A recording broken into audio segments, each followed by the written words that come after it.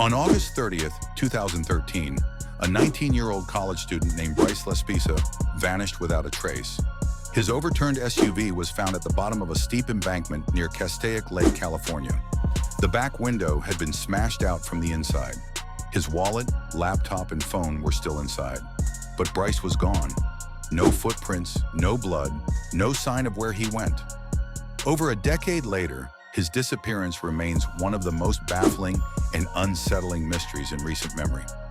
In this video, we break down the full timeline of Bryce Laspisa's disappearance, from his background and strange behavior in the days leading up to the event, to the final hours and the theories that emerged afterward.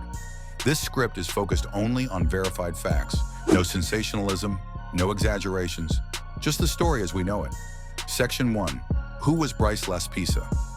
Bryce Laspisa was born on April 30th, 1994, in Springfield, Illinois. He was the only child of Karen and Michael Laspisa. By all accounts, he had a normal and happy upbringing.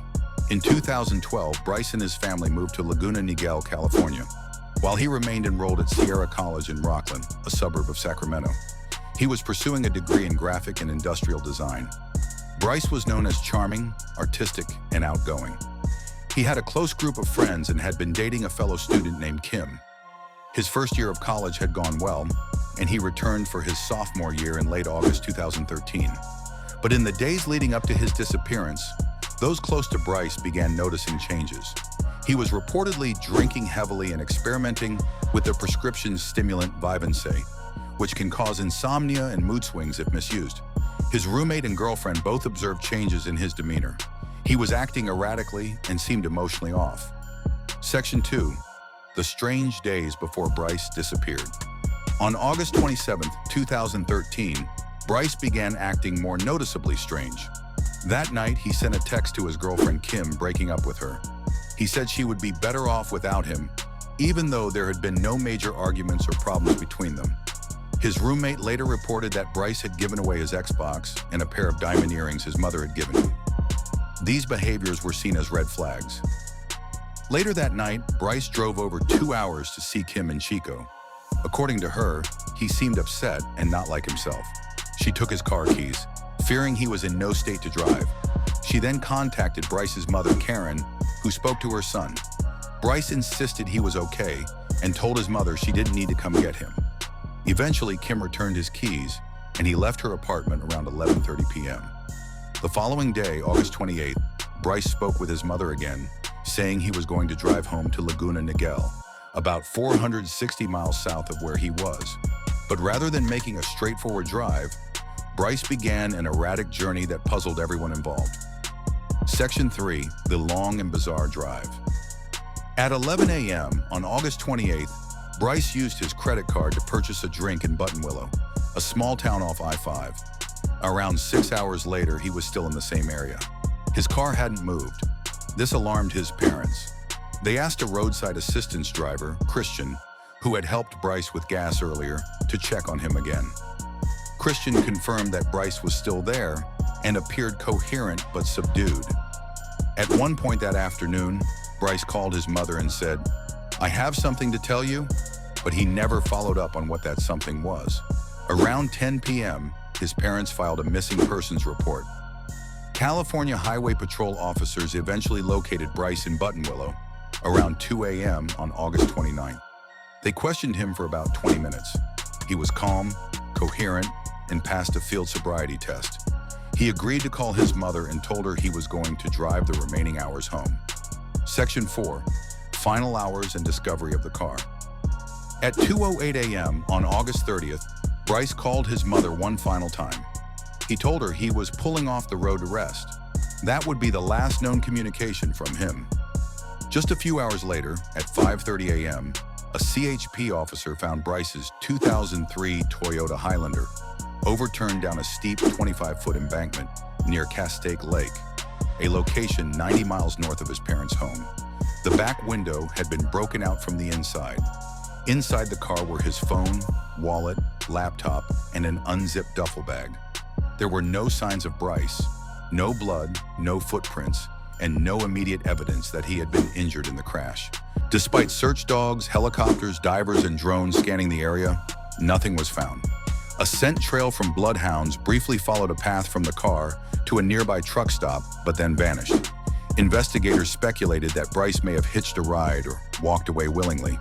But if he had, why had he left his wallet, phone, and identification behind?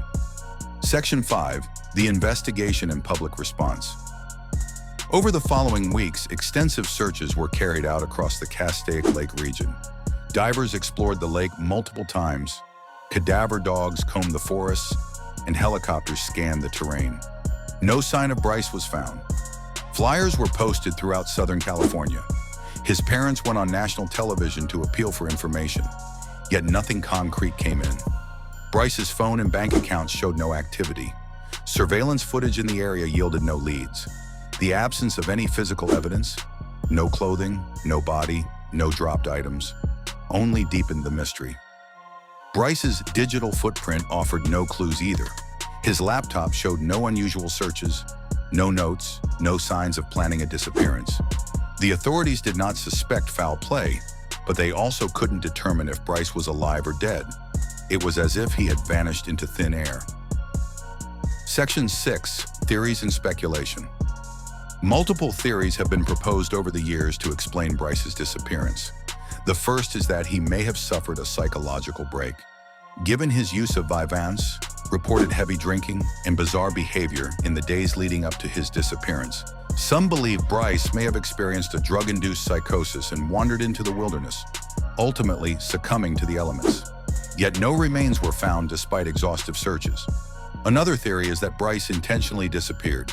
He gave away possessions, broke up with his girlfriend, and may have been contemplating a clean break from his current life. However, this theory raises questions. Why crash the car? Why leave behind his wallet and phone? And how would a 19-year-old with no money or ID create a new identity and remain hidden for over a decade? There is also the possibility of suicide. Perhaps Bryce walked away from the crash site and took his own life somewhere remote. Yet again, no body or evidence supports this. The terrain was thoroughly searched and no clues were discovered. Finally, some believe Bryce may have been met with foul play after the crash. He could have hitchhiked and encountered someone dangerous, or perhaps a second party was already involved earlier in his journey. Still, police found no evidence of struggle or foul play at the crash site. Section 7.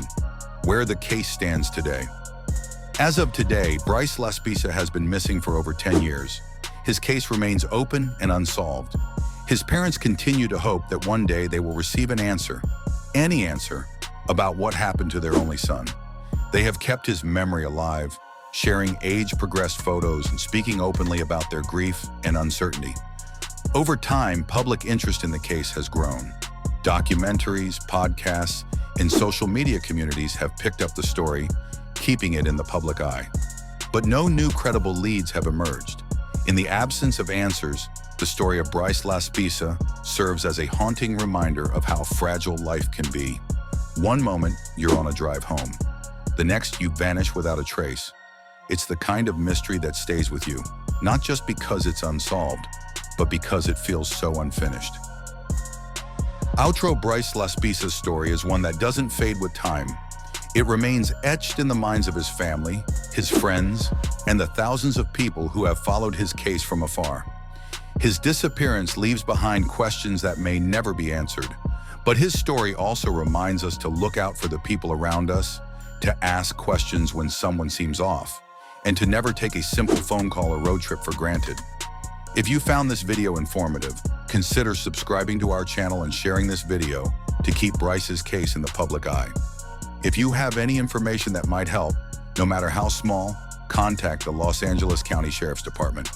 Thank you for watching, and until next time, stay aware, stay safe, and never stop asking questions.